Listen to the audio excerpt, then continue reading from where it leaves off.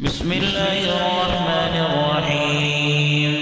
الرحمن علم القرآن، خلق الإنسان علمه البيان. الشمس والقمر بحسبان، والنجم والشجر يسجدان. والسماء رفعها ووضع الميزان، ألا تطغوا في الميزان.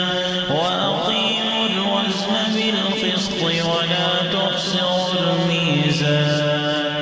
والأرض وضعها للأنام، فيها فاكهة والنخل ذات الأكمام، والحب ذو العصف والريحان.